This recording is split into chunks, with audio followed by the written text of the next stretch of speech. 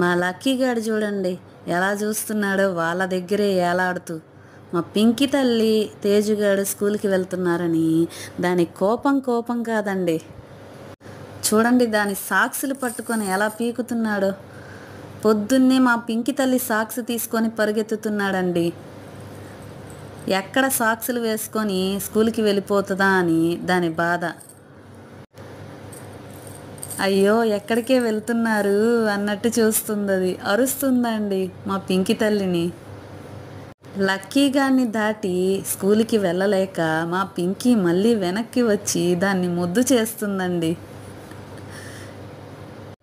వాళ్ళు వెళ్ళాక ఇంకా నేను కాసేపు అయితే మా లక్కీ గారిని ముద్దు ముద్దుగా ఆడిపిస్తానండి. కాసేపైనా ముద్దులాడకపోతే దిగులు పడిపోతుంది కదా. వాళ్ళేమో స్కూల్కి వెళ్ళి సాయంత్రం వస్తారైపోయే.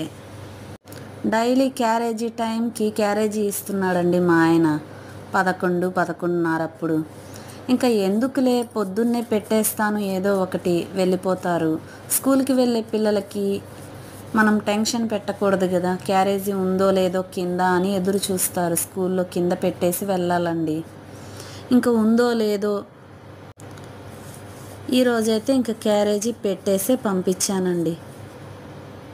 ఇంకా మా పిల్లలు వెళ్ళాక దీపం అయితే పెట్టుకున్నానండి. మా వారు నిన్న పూలు అయితే తెచ్చిచ్చారు. ఇంకా మళ్ళీ ఆయన కింద షాప్లో కూడా పూజ చేసుకోవాలి కదా, పూలు కొంచెం ఇస్తావా అంటే ఇంకా మనసు ఒప్పదు కదా మనకి. కింద అయితే ఏమి పైన అయితే ఏమి, షాప్లో కూడా దీపం పెట్టడమే కదా. ఇంకా మా ఆయన గారికి ఫోన్ చేసి ఇదిగో కొన్ని పూలు ఇస్తాను తీసుకోమని చెప్పి మా ఆయనకు కొన్ని ఇచ్చి నేనైతే కొన్ని తీసుకొని దేవుడికైతే పెట్టేసుకున్నానండి. మా పిల్లల క్యారేజీలో అయితే టొమాటో కర్రీ చేసి పెట్టేశానండి. వాళ్ళకి విడిగా రైస్ వండేసి టమాటా కర్రీ చేశాను, పెరుగన్నం పెట్టాను క్యారేజ్లో.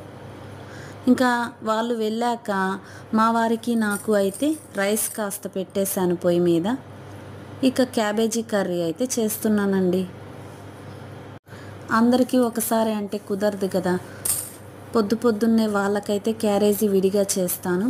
ఇంకా వాళ్ళు వెళ్ళాక మాకైతే వంట చేసేస్తానండి.